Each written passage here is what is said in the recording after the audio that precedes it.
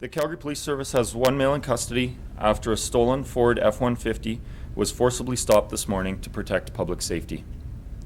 At approximately 5:20 a.m. on Wednesday, December 23rd, today's date, a citizen called us to report that his truck had been stolen from a residence in the 0 to 100 block of Range Way N.W. We located the vehicle using a GPS unit inside the truck at around 7 o'clock this morning and began monitoring it using the HAWCS helicopter. Before any ground units approached the vehicle, the driver started driving at high rates of speed and showed little regard for public safety. The truck was observed driving on sidewalks, driving through red lights, driving in bike lanes, and driving into oncoming traffic during the start of the morning rush hour. To prevent further risk to the public, police units forced the vehicle to stop by surrounding it in the 1600 block of 4th Street Northwest. Several police vehicles were damaged when the driver of the stolen vehicle attempted to ram his way through the units that surrounded him. No one was injured as a result. One male is now in custody in relation to this incident and charges are pending. Anyone with additional information about this incident is asked to contact the Calgary Police Service non-emergency line at 403-266-1234 or Crime Stoppers anonymously. Thank you. I can now answer any questions today. We had 5 police vehicles damaged. They were all damaged at that one right at the end, at the one location, or were there others? There was one vehicle damaged separate to the incident, but involved in the incident. It was unrelated, minor accident. Did the police vehicles ram the suspect vehicle to stop him? They pinned it against a light standard and a parked vehicle. How were you able to get to the point to pin it while he was going at a high rate of speed? How did you manage to corral him? His speed at the point that happened actually was fairly low. Obviously, with any increase in speed, it just gets more dangerous. So, I mean, our goal is to do it at a low rate of speed or not at all. We pick the best opportunity that we can when the speeds are relatively low. Was this man known to police? He was. He was known to police. Other than the police vehicles that were damaged, were there any civilian vehicles other than the one that it was pinned against? There were a couple civilian vehicles damaged at the end, but no injuries. And while he was driving, did he cause any collisions? We're still, he was driving for quite an extended period of time, so that's part of it. Obviously, if there's some piece of it that we didn't see that the public was involved in a collision or something related, obviously we want to hear from them.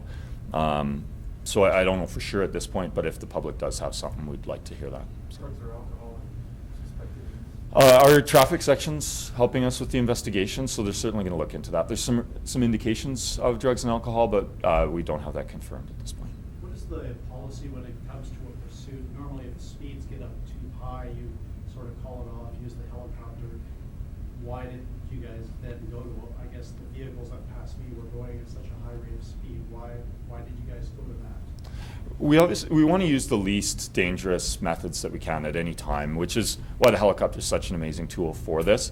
Unfortunately, most stolen vehicles, they follow the rules of the road and they're relatively low risk to the public. The difference with this one is just the level of risk. This offender was driving on sidewalks and in bike lanes with no police vehicles behind him whatsoever.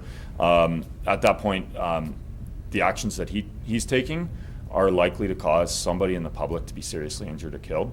So we have to, at that point, have some kind of solution to end that.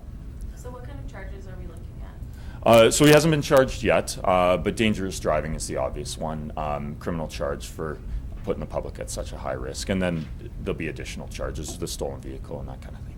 The incident on 14th Street and 9th, that was that him hitting civilian vehicles, or was that a police vehicle hitting civilian vehicles? Do you mean at the end of the incident? Prior to the end, just before the end of when they're crossing the river, there was an incident on 14th Street with Honda CRV and stuff, and attack vehicle. I just wondered. Oh, okay, yeah. So that was unrelated to. That wasn't the offending vehicle involved. That was a police vehicle, not minor accident, but not related to the incident. So. No, he wasn't. Okay. No. Yeah. Between the time the vehicle was stolen and 7 o'clock when the suspect drove away, what was being done then? Initially, the person that reported the incident didn't have a license plate number for their stolen vehicle, so we didn't have we didn't have GPS and we didn't have a lot of information until 7 o'clock this morning. So once he had the license plate number and he called us back with the GPS information, that's when we started our work on this. So. And that's due to the pickup being a company vehicle that, you know, you may be switching on and off type of thing. Yeah, there's more and more vehicles now with GPS, whether it's company or personal vehicles. I mean, there's just a variety of different technologies nowadays, which we're encountering more and more. So this was a commercial vehicle that had a GPS chip or some sort of local That's correct, device yeah. in it. Okay. So this vehicle ran a few red lights. Were there some pedestrians that were almost struck? There were, throughout the incident, it was, part of it was in the downtown core at rush hour, so there were pedestrians and lots of vehicles around while this person was driving like this. And what parts of the city did the truck cover? He covered a large portion of the city, primarily the downtown core and the northwest quadrants of the city. How long was the entire event? The First sighting? the first call that we got was 7 o'clock for the GPS location of the vehicle, and then it was over an hour, so I don't have the exact end time with me, but it was over an hour for this incident trying to locate it. And the GPS is an excellent tool, but it's also there's a little bit of lag time, so it can take some time to figure out exactly, where the vehicle is and stuff. So do you have an estimate, do you have an estimate of the speeds he was going at certain points? It was all ranges of speeds, from very slow to very fast. So, How long were you monitoring this and having units trying to intercept it? How long was he really active part of this last? From the time when the decision was made to stop this vehicle, whether it's ramming it or pinning it against a car or something like that, there was, again, I don't have the exact time, but there was a fair bit of time. It was minutes, not seconds, and it's just finding the right opportunity. We also, although we need to stop that vehicle, we need to do it in the safest method that we can. So our preference would be to do it where there's no pedestrians or other vehicles around or anything like that. But at the same time, we just got to balance that with preventing him from driving on more sidewalks and that kind of super dangerous activity. So. Going back to the finale of the scene there, Yeah. did this guy lose control of the vehicle and then pin, or was lose control after some police officer hit him and then lost control and then pin? Yeah, so he was initially, there was one attempt to pin him earlier. Yeah, about, I think it was a minute or so before that, and one of his tires was flattened during that. So that slows him down a little bit and makes his control a little bit more difficult. So when the final pin occurred, he had lost control, which is good for us. It's a good opportunity at very low speeds to pin him against that parked vehicle and then prevent this dangerous act from going any further. So. And did he resist arrest?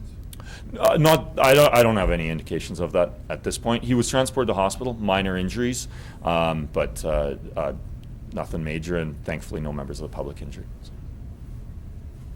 Just one thing, sorry, good opportunity to mention that obviously as the weather gets colder into January here, just to remind people that to lock their cars, not leave them running with the keys in them. There's a good portion of stolen vehicles where the keys are left in the vehicle and they're stolen, and obviously we want to prevent other crimes like this from occurring. So. Is that how this truck was stolen? I don't know for sure on this. I was going to check that. Sorry, I didn't have an opportunity, but there are a number that are stolen like that. So.